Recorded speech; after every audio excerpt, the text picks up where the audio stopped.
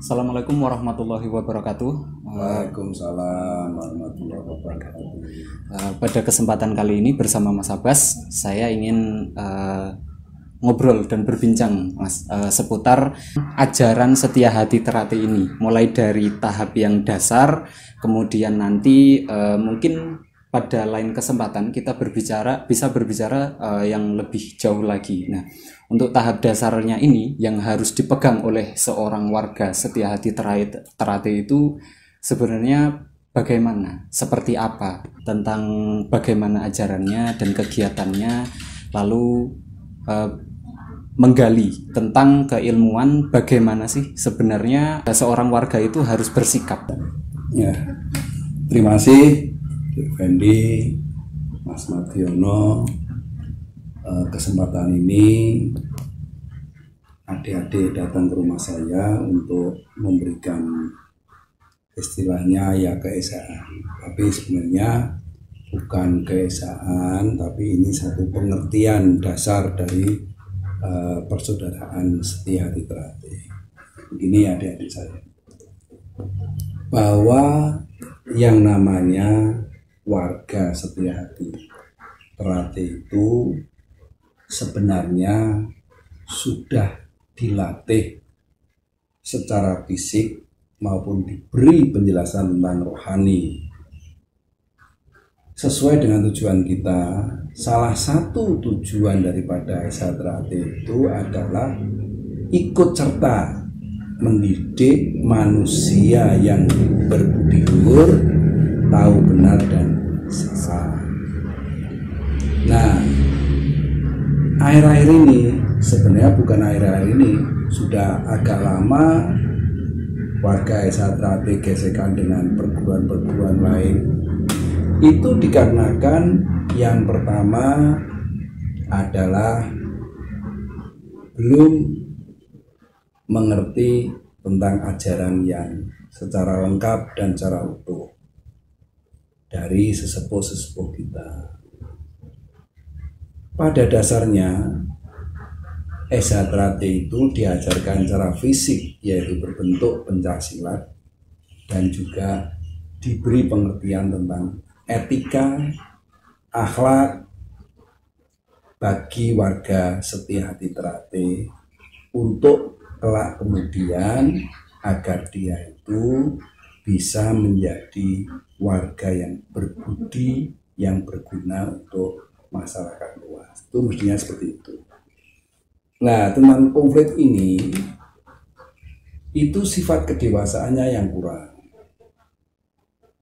Kalau orang pencaksilat berkelahi dengan fisik, itu ya lumrah karena kita diajarkan tentang berkelahi.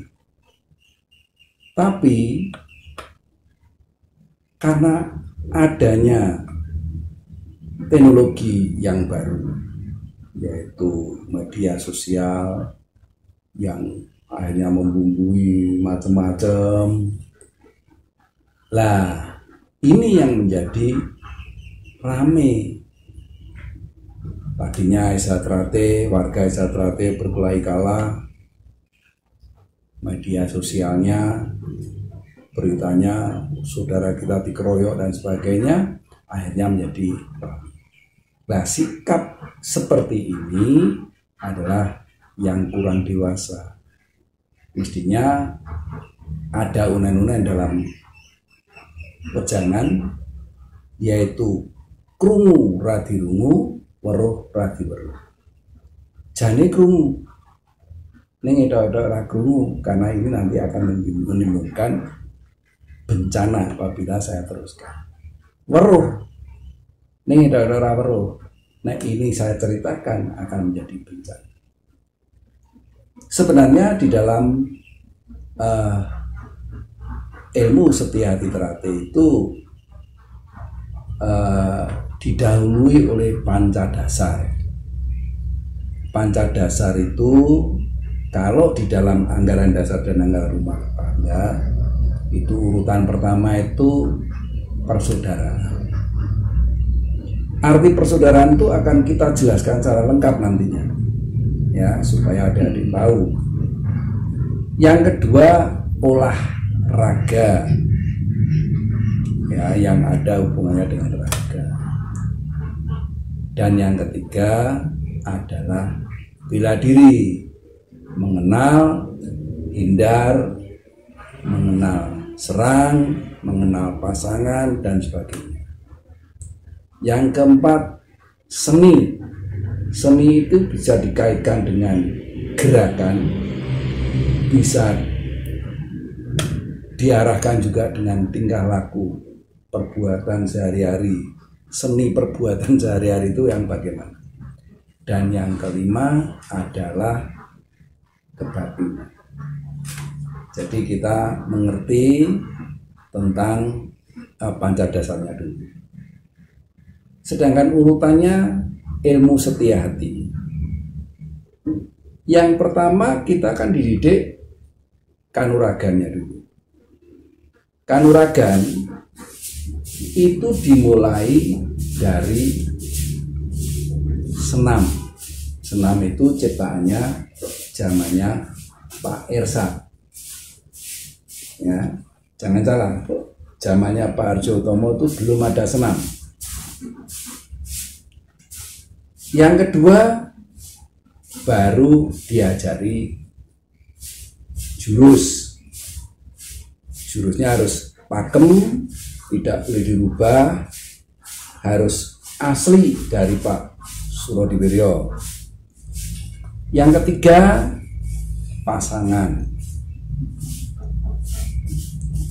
Yang keempat, penggunaan jurus. Kalau penggunaan jurus itu dari pasangan atau dari pasangan, terus cara penyelesaian.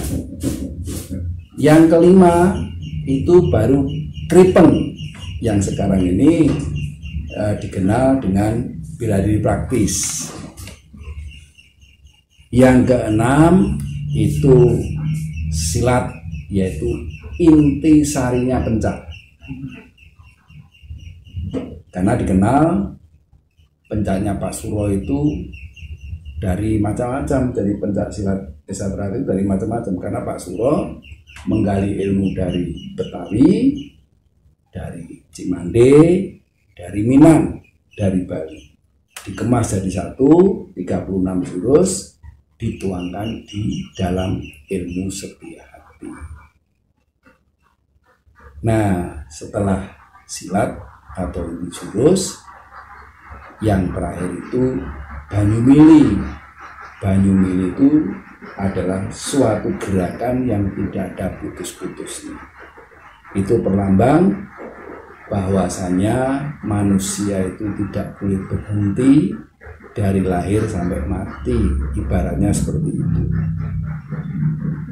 Terus urutan yang kedua, setelah kanuragan tadi, yang kedua adalah pranayama. Pranayama itu pernapasan.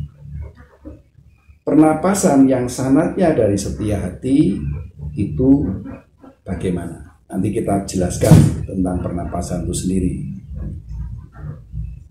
Dan yang ketiga adalah konsentrasi,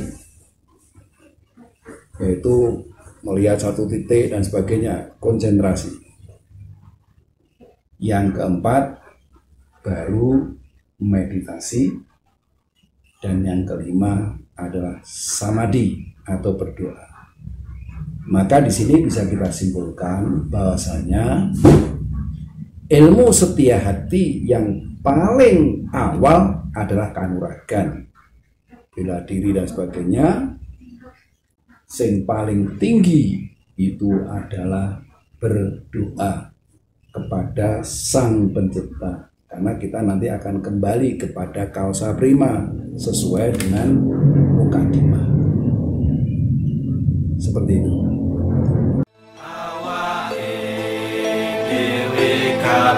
Sedulur nyawiji siji ing guyub lan